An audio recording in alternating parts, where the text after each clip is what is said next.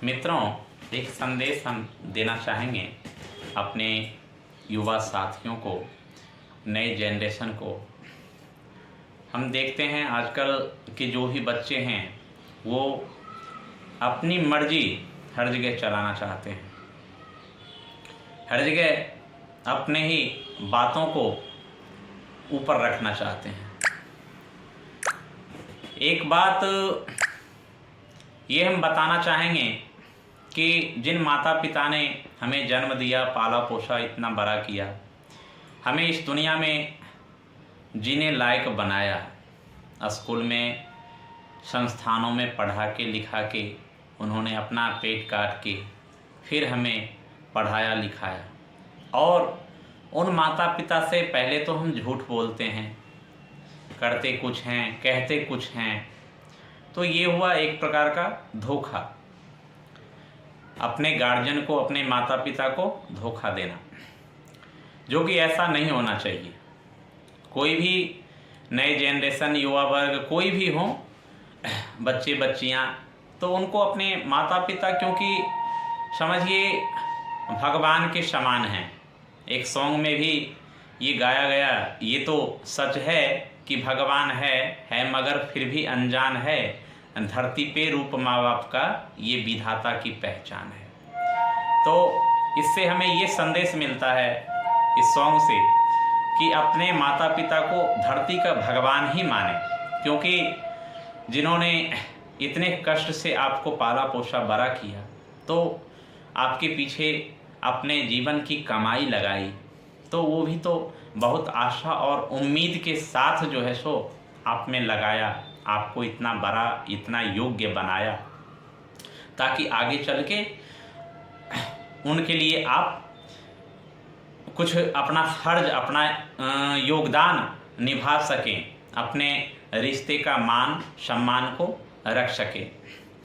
और वो भी माता पिता सबसे ऊपर होते हैं, सबसे ऊपर माता पिता होते हैं। तो इसलिए हम ये कहना चाहेंगे कि कभी दुनिया में किसी से भी मान लिया जाए, बातों बातों में आप झूठ बोलते हो या कुछ भी हो जाए, लेकिन माता पिता का सदैव आदर करो, सदैव आप सम्मान करो, क्योंकि दुनिया में हर जगह अगर आप हार जाओगे, थक जाओगे, तो सबसे सही अगर मार्गदर्शन कोई देंगे तो वो माता पिता। और हर जगह अगर कुछ काम करता है ना, तो सबसे ज़्यादा काम माता पिता का दुआ आशीर्वाद ही करता है।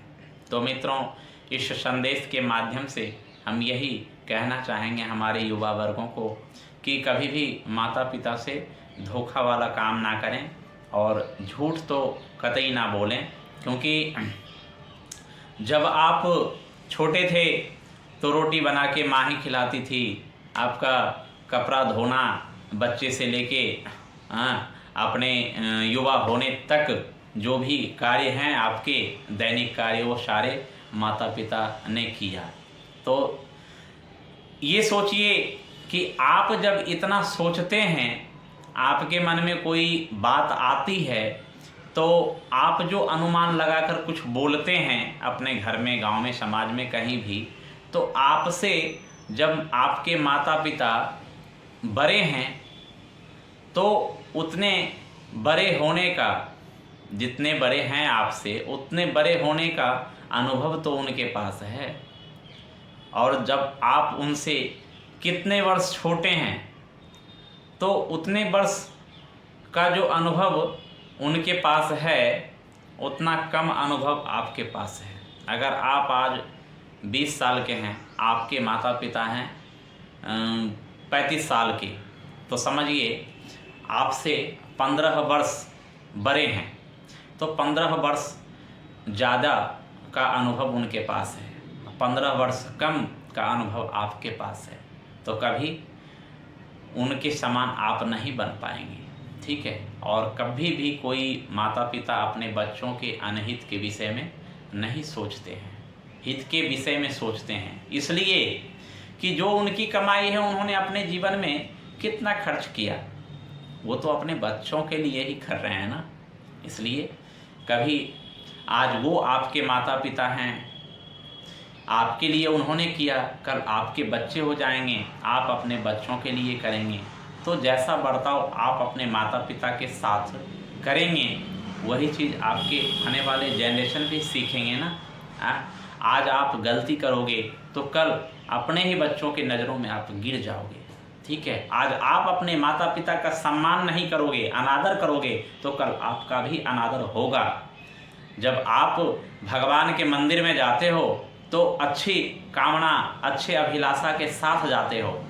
ठीक है, भगवान से प्रेम करते हो, क्योंकि आपके मनोकामना को वो पूर्ण करते हैं। तो आप भी मित्रों अपने गांव समाज में लोगों के साथ अच्छा बर्ताव कीजिए, अच्छा ज्ञान देने का कार्य कीजिए, तभी आपसे लोग प्रेम करेंगे, तभी आपके पास कोई आकर के सलाह मशवरा लेंगे। ठीक है, तो ईश्वर ने आपको जीवन दिया किस लिए? समाज में अच्छे कार्य करने के लिए, अच्छाई का आदान प्रदान करने के लिए। इसलिए हम यही कहना चाहेंगे हमारे युवा जनरेशन से, कभी भी गलत लोगों की संगति में ना आएं। कहा गया है बिनु सत्संग विवेक ना होई।